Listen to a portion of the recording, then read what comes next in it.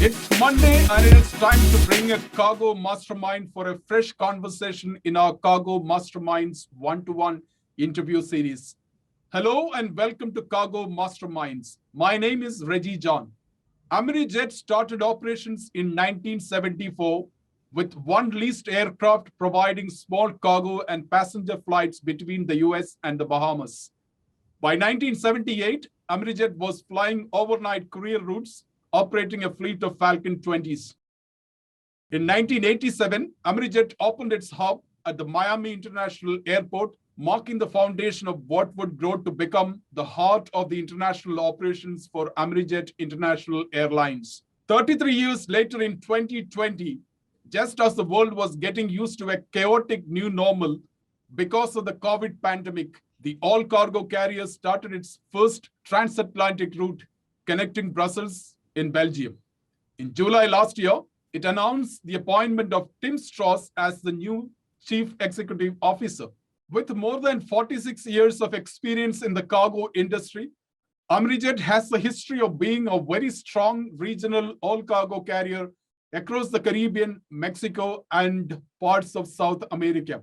Amerijet operates its own dedicated freighter fleet of Boeing 767 aircraft. Expansion of its network to Europe and the appointment of Tim Strauss as the chief executive are the beginning of the implementation of Amerijet's long-term vision to become a global air cargo carrier of choice for its customers. Tim Strauss, the chief executive officer of Amerijet International Airlines, joins me in today's episode of Cargo Masterminds. Tim, welcome to Cargo Masterminds. Reggie, thanks so much. It's a joy to be with you. Great to be here, and welcome to Miami, at least virtually. Thanks, Tim. Let's start with your appointment as the Chief Executive Officer of the Amerijet. Tell us the reasons for you to pick up this job and what has been the brief to you. There's a number of different factors, as you could imagine, in a decision like this. It's a unique opportunity. I began my career in the all-cargo side of the business. Spent about 15 years, actually with Amerijet as one of our chief suppliers when I was with Emery Worldwide, and operating 727s for the company at that point. And I don't think I would have ever left Air Canada had it not been for the pandemic. It so disrupted the world as we know it, disrupted the airline and air cargo businesses involved with it, and created opportunities that had not been readily available or apparent. And I think structurally changed the industry for at least the long haul, I'd say the next 20 years. And those changes happen in such a way and at such a time that while I did not, the original thought process from the scientists was that we were going to have a 2-week or 3-week or 4-week shutdown and we'd be back. Well, of course, that drug on and on and on.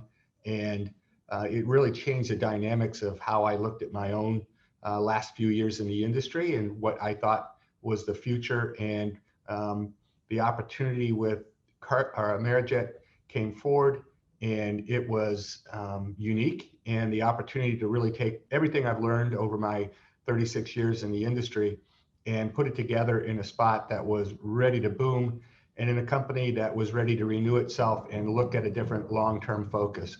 So I think all of those things come together.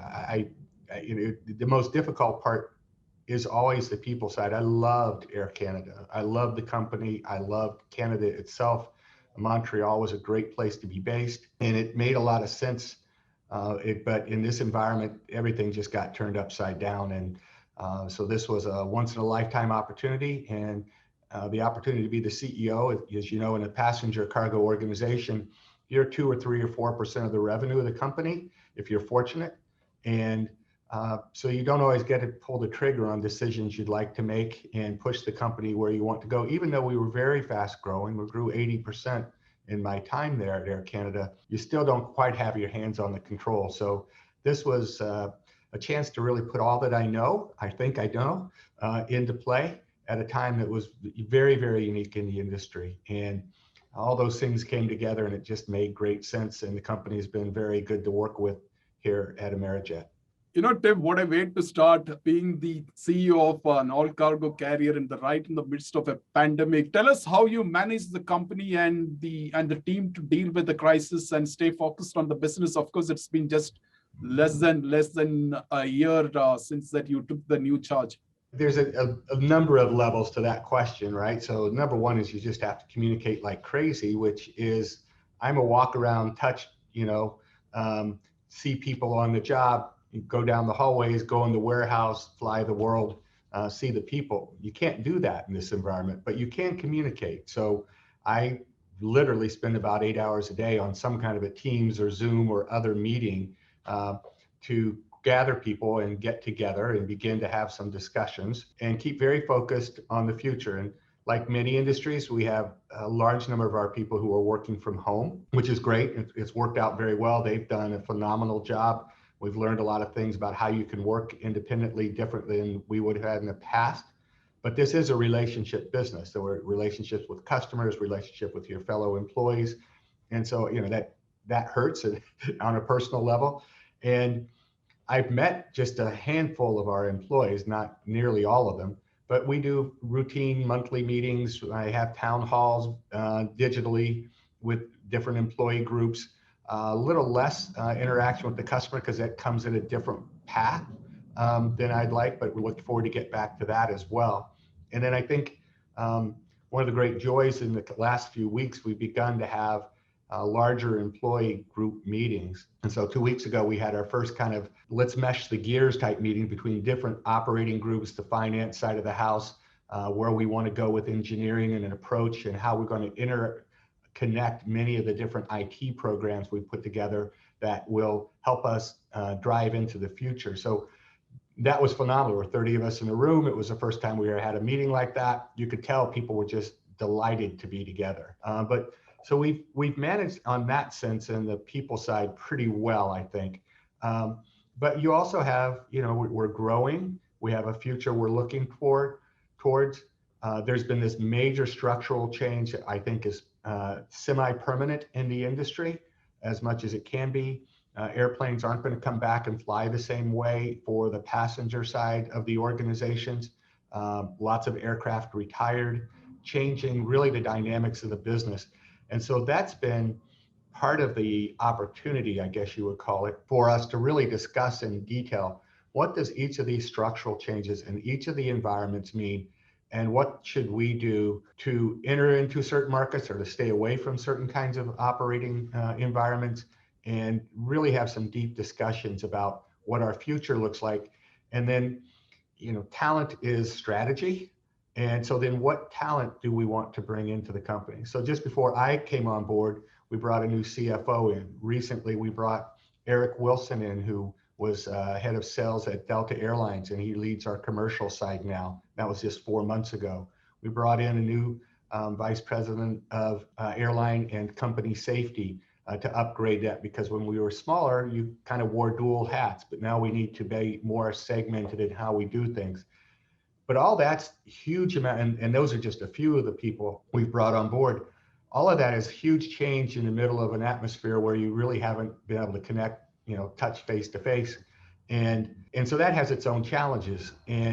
But we're bringing the talent in, we're learning to adapt and then bring on the people necessary to help us grow into the areas of the business that we want to long term.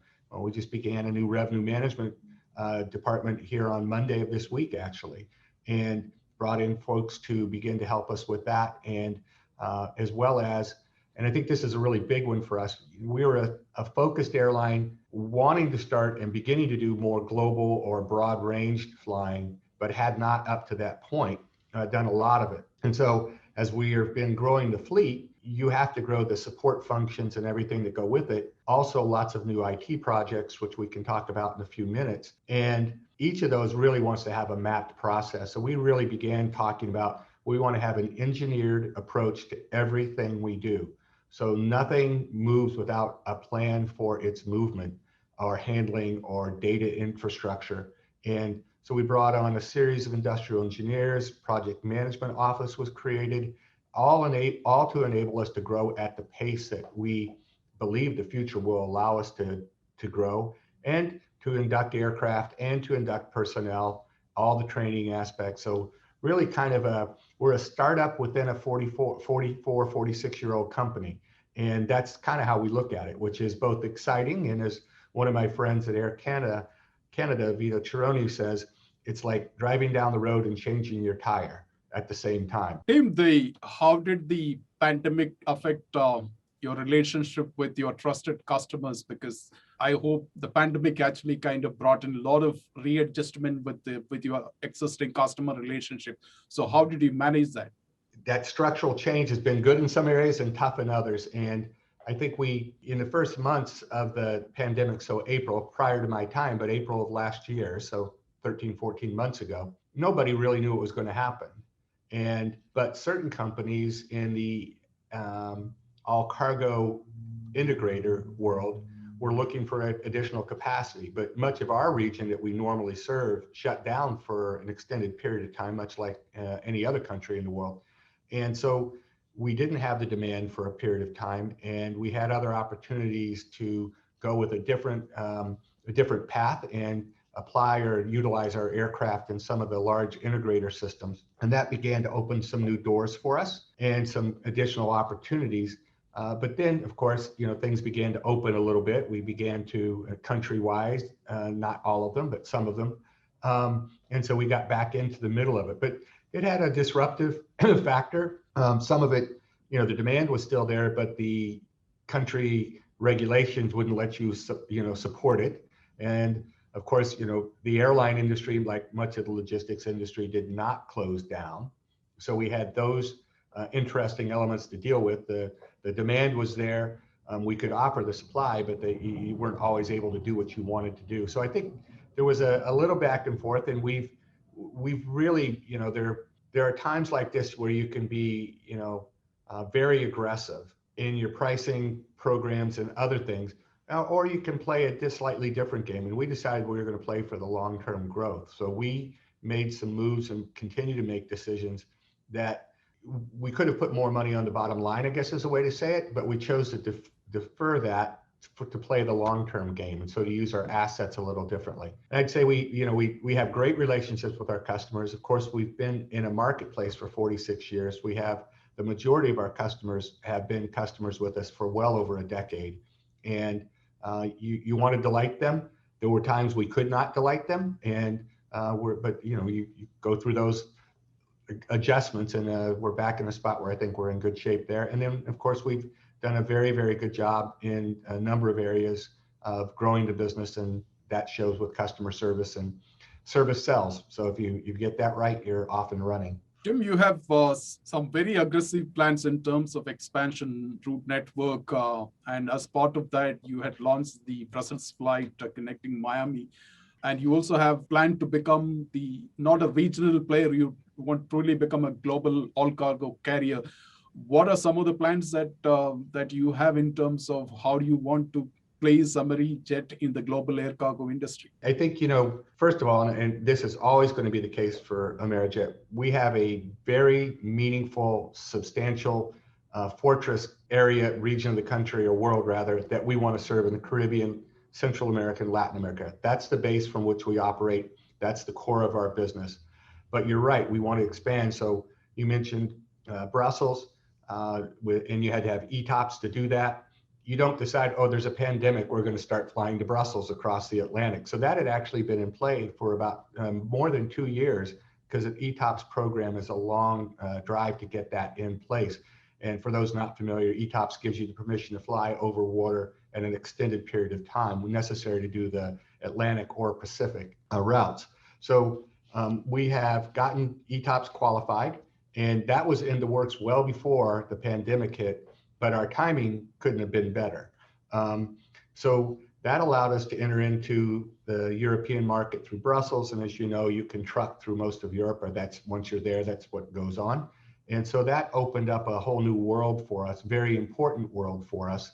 And when we look at the global quality of revenue, and I think this is what I would qualify this as, is the quality of revenue play, is, Asia revenues the highest yields in the world. European tends to be second. The US market right after that. Canada not far behind. South America is right behind that. Central America probably be in there somewhere. Africa, and then India, of course. Our normal hunting ground, if you want to put it like that, has been in the kind of the mid-range of the yield side. So being able to get into Europe gets us into a different game.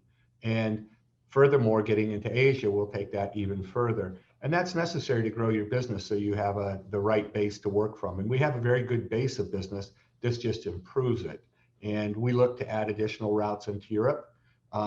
We don't have a long-range plan right now for Asia other than partnerships, which are working pretty well. But we want to expand on those. And as you expand in one area of the globe, you tend to get opportunities in others. And so it kind of has a natural rhythm and will lead us, I think, into the next phases of our growth. But it's really a quality of revenue play and a desire to connect two of the important industries we serve, which is really based in the pharmaceutical region.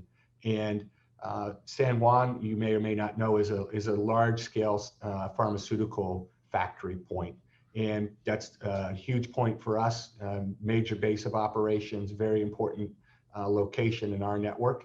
And connecting that with Brussels and into the rest of the European pharmaceutical environment, extraordinarily important for us.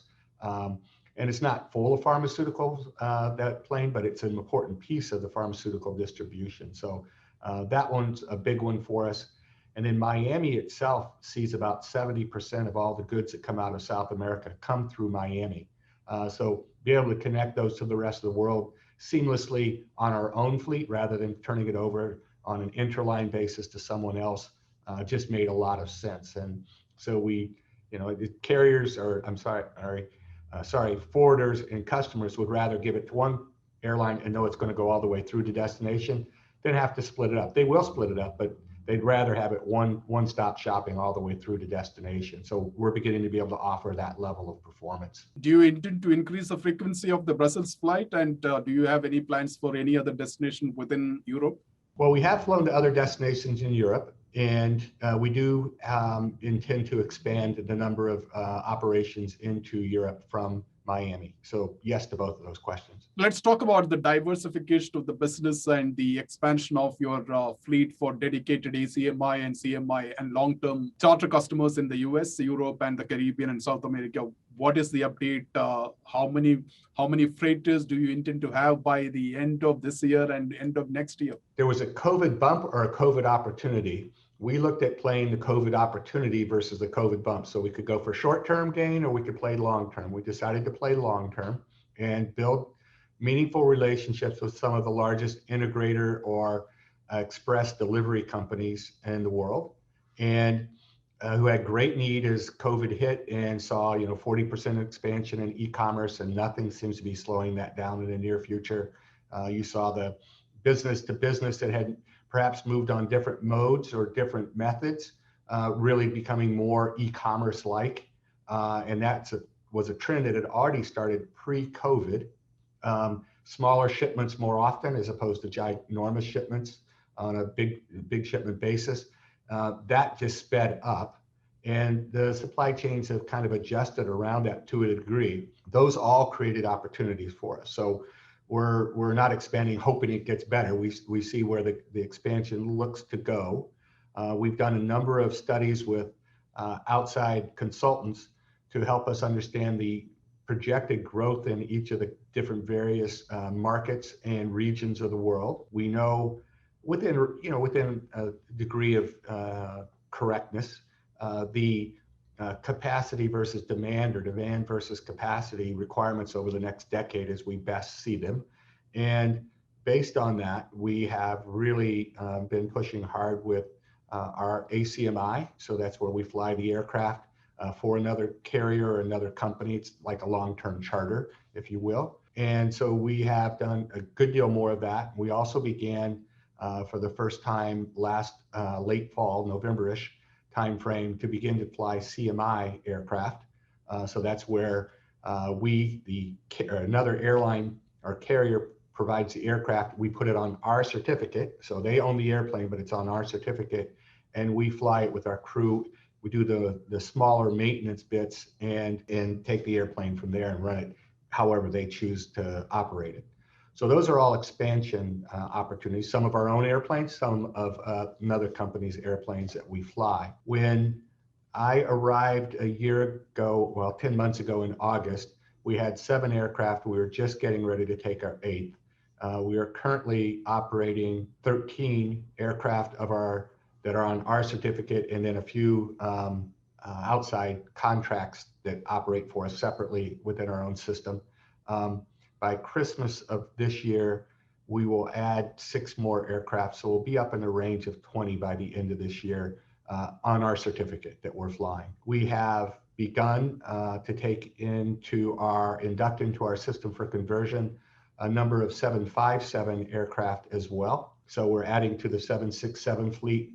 For those not familiar with the aircraft themselves, a crew member can fly either a 757 or a 767 because they have cockpit commonality. So it's the next range down size airplane for us. So it made sense from a number of the markets that we serve both on our own system and we believe for some of our charter-like customers, integrator customers, and have begun to do those. And then 2 years out, we think we'll be in the 25 to 27 airplane range of aircraft on our certificate. As we sit today, could grow more than that, but that's what we're building ourselves towards right now. And Tim, you also have a commitment to take the Airbus A321 conversion? We don't have a commitment to take the 321 conversion, but we do have the 2 first 321 conversion aircraft in the Americas flying for us right now. A company called Titan Aviation, based in London. And they converted both of these aircraft, and one arrived, I want to say in February, the next one in early April, and they're flying for us on a contract basis. This is a 3rd and 4th conversion A321s from passenger to freighter that have been done. And they're a great aircraft. It fits our model very well. We really like the operator. Titan's great. And the relationship is very good. So we look to continue to grow on that front. Right now, we think the 757 is a little less expensive to acquire. The 321 is still very popular in the passenger world.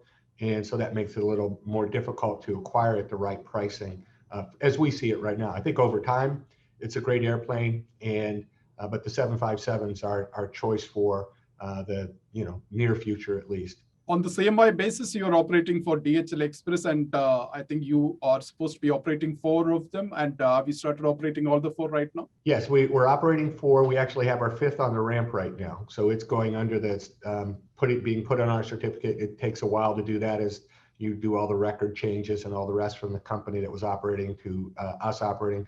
So we did 4 aircraft, 1 a month for them, roughly speaking, starting in November. So by the end of February, early March, we were flying 4, and we just took the 5th one on a few weeks ago. And as I said, it's going through its certification process. And will you have more of those for the DHL Express? That will be determined by DHL. We certainly like the model. We fly those CMI aircraft at a very high level of reliability, and we like the relationship with DHL. But that's always up to the customer, of course. Tim, going forward, how significant is going to be your ACMI and CMI and charter operations in your overall business, and what kind of revenue mix would you plan to have among your different verticals? Well, I think the CMI has its own pricing component, ACMI has its own also, and then the cargo base product where we're really a unique airline, Reggie, and I'm not sure there's too many more like us. There are others, but not very many that have really a scheduled network you run. So our Caribbean, Latin American network that runs more like a traditional integrator type system. And then we have the ACMI and CMI business. And we see those growing to roughly equal dollar numbers in a fairly short period of time. More aircraft on the CMI, ACMI side than we will have in the scheduled network. But we certainly look at expanding both of those in a very rationalized way over the next couple of years. And we see many more opportunities. There's a lot of goodness in the market, and it's very interesting. I spent 5 years in Hawaii, which is really South Pacific, and then close to 4 years in Canada. So it's been 9 years almost since I've been in the U.S. market, and you forget how enormous the US market is and how dynamic it is, and also how incredibly competitive it is. And it's really a unique market, but it has just volumetrically, exponentially huge opportunity. Tim, since still we are talking about aircraft and the types of assets that we have, there's a lot of news about the demand for freighter capacity, demand for either production freighters or the converted passenger to freighter converted freighters. There is a 777-300 ERSF, which is the big twin, which is being made right now. Would you consider any of the production freighters, the wide body varieties? Let's talk about freighter version of the A350. Production version of 777X. Would you consider any of this in the long term? When I get to dream, I do, Reggie. I, I, I think that would, if you had the right customer, yes, we would go that direction. But I think for us, we really are the production or the secondary market on the freighters after they've flown for 20 years or 15 years in the passenger world. So I think that's still our principle. The math is very difficult to make work in the freighter world, but there are a few places and customers that it would make sense for. So as we develop these relationships, I would never say never, because the market is just that dynamic. But obviously it takes a number of years ahead of time to both make the plan and to actually be able to acquire an aircraft. So you want one in 2025, you have to make the commitment in the next 2 years to do that kind of a range of things. I think it's certainly within the range of possibility. Tim, what's your bet on the e-retail or retail through the e-commerce channels and the potential for e-commerce shipment through your network? I think there's a great deal of opportunity there. Again, I think as the business changes and people's buying habits change, and we make it easier to do business with us. And there's something called Moore's Law in the IT world. And it's, if you're not familiar with it, it's roughly speaking, Moore was one of the earlier executives at Intel, so back in the 70s, and he said correctly that the power of computing doubles every year, and the cost of computing goes in half every year, 18 months. And that's been true since the 70s. Now it's slowed down a little bit from that, but things that only certain of the big, huge e-commerce e-tailers could do because of the size of the technology infrastructure are now more available to smaller players like us. And I think those changes are a dynamic change. And we all know the biggest names, the Amazons and the others who are just ginormous, but there are hundreds and hundreds of other e-tailers also looking for capacity and lift. And all of those are great customers to have in your portfolio. And I think e-commerce is only going to continue to expand. We don't see that slowing down. And some of the regions we serve haven't seen e-commerce explode at quite the same level as other areas. And we believe as we make that easier to do business in that arena, we'll see that explode as well. Tim, let's talk about the digitalization process in the air freight industry. It's a very key topic of discussion. And I think the pandemic had just exposed the importance of digitalization within the air freight industry. And you have right now engaged with the Smart Cargo to upgrade your cargo management system. Tell us what has been happening and when do you expect to have the complete rollout? I will just say, we have our head in the clouds, right? We want to be a cloud-based company. And so as we choose suppliers to work with and partners to work with on the IT side, we really want to be in the cloud one way or the other. We actually just went live with Microsoft Dynamics, which is our accounting and finance tools, a week ago Monday. So that's been going on throughout the period of time when I've been with the company as well. And then, as you say, we're getting ready to launch Smart Cargo. We're just entering into the user acceptance testing phase. So we've done a lot of work. We've been very fortunate to bring on board a few people who really have a great background in the core infrastructural pieces of the air cargo transmission. So cargo imp, cargo XML language, all the other pieces. And they're leading internally this bit in conjunction or in collaboration with our friends at Smart Cargo. And so we will go into live testing here in July, or June and July, user acceptance, training in mid-July, and look to launch in late August to put that system into play. And that's a really big change for us at Amerijet, because we have some really well done, but home developed, self-developed, and self-hosted, which is probably the bigger point, computer systems. So they don't speak into the internet world the same way, these more modern systems, and getting away from having to have your own server farm and all that, kind of industry standard on that front. But so we're both of those programs, Dynamics and now Smart Cargo, are both Microsoft cloud based in the Azure cloud. So we're looking forward to that and what that will do for us on the data side of the business as well. We're also upgrading to a different crew management system, a different scheduling system. We just put in a fuel conservation system. As you can imagine, that's an important piece for us.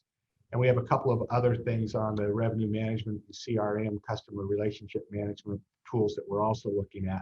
So kind of a wholesale digital change for Amerijet in a relatively brief amount of time, but we think these are necessary tools to help us jump into the next level of discussion in the global industry. And the big thing is just being able to data mine, right? So, you talk about the digitals is, all the communication pieces and the infrastructure, but it's being able to extract the right data at the right time and present it to our employees through business intelligence tools, other things that you can have in your hands, and you can make fast decisions and move quickly with customers on either a service or a sales side of the house. And those are really, really important tools for us to move to the next level. I'm very excited, and I think probably the last time we talked, we may have been talking about a program I had the good fortune to work on in artificial intelligence and how that interacts with predictive analytics. Well, many of the things that were done proprietarily before are now becoming more commonplace in some of these cloud-based tools. And so you get access to some of the artificial intelligence bits that weren't available 3 or 4 years ago, and you just can't buy off the shelf in the normal sense. Tim, my last question is, how did you close the year 2020, and what do you think is the performance of Amerijet in 2021? Well, we have a different financial year. So our financial year actually goes from July to June. So we're a mid-year. So we're at Christmas season at Amerijet right now in terms of the normal calendar. So this is our December, and the volumes look like it too, actually. So we're just closing out this financial year. So very interestingly, Reggie, as you can imagine, you build your budget before the new year begins. So when Amerijet had built the budget for this financial year, it was just as the pandemic was starting. Anybody's guess, right? And we had still a pretty aggressive budget. And so as we finish off the year, I can tell you that we will be above the plan that we had, and our plan was pretty aggressive to begin with. And so we're a privately held company, so we don't put out public statements on finances. But we've had a very good year, and our run rate going forward is very strong. So we are financially well-to-do, debt, very low debt, and in a really good spot financially to be able to grow with the opportunity in front of us, which is important. You can have everything else, if you can't put the financing together, it's really hard. We have a good team on the finance side, really good team on the finance side actually, and a very good private equity company who's playing the long-term game as well. Not all private equity looks at that the same way, but the group that we're with does. And so we're very, very fortunate on that front. Tim, it was such a pleasure talking to you. Thank you for being part of this, and I wish you all the best and hope to meet up with you soon. You as well, Reggie. Thanks so much for the opportunity to speak to yourself and the whole STAT group, and look forward to more discussions in the future and seeing where this takes us. So all the best to you and your team. That was Tim Strauss, Chief Executive Officer, Amerijet International Airlines. I hope you enjoyed watching this interview. If you found it useful, and make sure to share it among your friends and colleagues. Also, if you are not a subscriber of our YouTube channel, please do subscribe now and click the bell icon so that you do not miss any of our new videos. I will see you next Monday with another guest. Till then, stay safe and healthy. Thank you.